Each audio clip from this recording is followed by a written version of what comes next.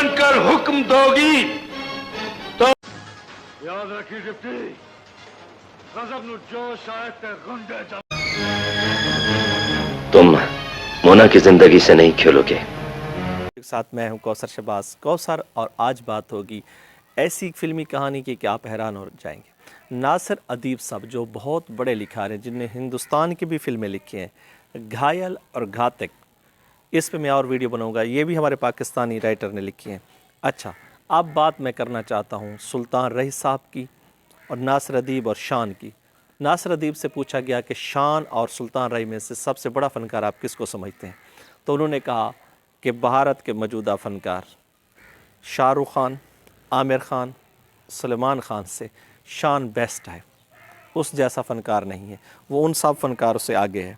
और जहाँ तक बात है रईस साहब की, तो रईस साहब से आगे नहीं है।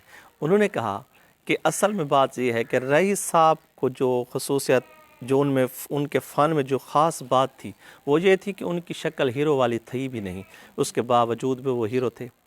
अच्छा, उन्होंने कहा कि मलका तरन्नुम नूरजहां और सुल्तान रेखा कोसानी ने, उनसे पूछा गया सवाल का जवाब उन्होंने दिया। उन्होंने कहा कि मैडम नूरजहां जैसा कोई नहीं। अज़रा जहां बहुत अच्छी गुलकारा थी, सैमा जहां बहुत अच्छी गुलकारा है, सैरा नसीम बहुत अच्छी गुलकारा है, पंजाबी अच्छी गा सकती है, मगर मैडम जैसी नहीं गा सकती।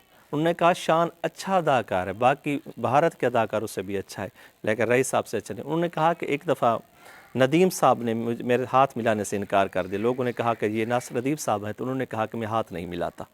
तो हुआ क्या, उस वक्त नदीम समझते थे कि नासिर अदीब साहब पंजाबी फिल्मों के राइटर हैं और उर्दू को ये लिख भी नहीं सकते और ये सिर्फ गंडासा कल्चर लिख सकते हैं। हाथ ना, फिर एक वक्त आया कि उन्हीं की फ़िल्मों में रईस साहब के साथ नदीम साहब को भी काम करना पड़ा। उन्होंने कहा कि ये मेरे लिए एज़ाज़ की बात है। अच्छा, वो कहते हैं कि भारत में आज भी रही की फ़िल्मों को बड़े गौर से देखा जाता है और वो उससे कुछ सीखते हैं। उन्होंने कहा घायल और घातक मैंने लिखी है, इस पे मैं वीडियो और बनाऊंगा। आज की वीडियो आपको कैसी लगी, हमारे चैनल को सब्सक्राइब कर दीजिए।